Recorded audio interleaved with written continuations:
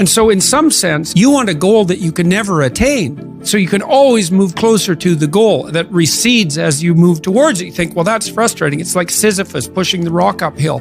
But it's not, because as you pursue that goal, you put yourself together and your life does get better and richer and more abundant. And that's why the highest levels of virtue and goal are in some sense transcendent.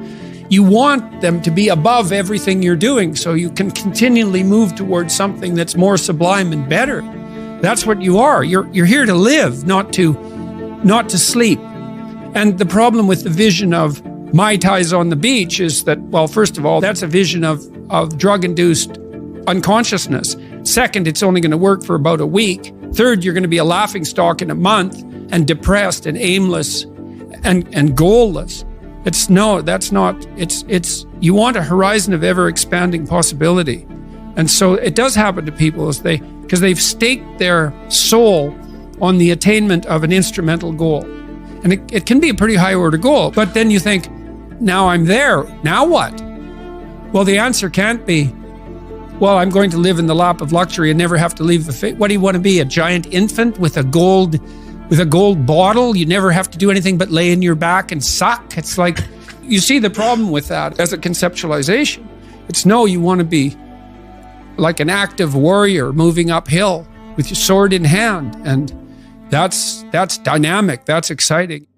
People are afraid of the truth because often if you reveal it, it causes conflict in the moment. Telling the truth is definitely an adventure. Seeking for sure, but also telling. Another way of going about it is to just say what you think and see what happens. That's an adventure, because you don't know what the outcome is going to be. So look, there's this old idea that it's necessary to have faith in the truth.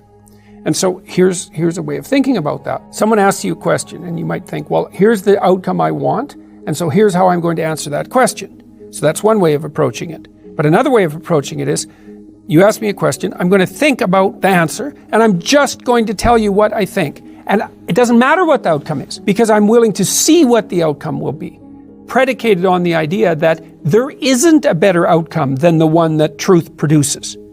Even if it's harsh and terrible in the short term, and sometimes it is, it's like there isn't a better way of doing it. Now, you might say, well, how do you know that? And the answer is, well, I don't know that. That's why it's an article of faith, because I believe, and I believe this deeply, the being that you produce as a consequence of telling the truth is good, by definition, even though it's harsh and often uncomfortable, because you get in trouble.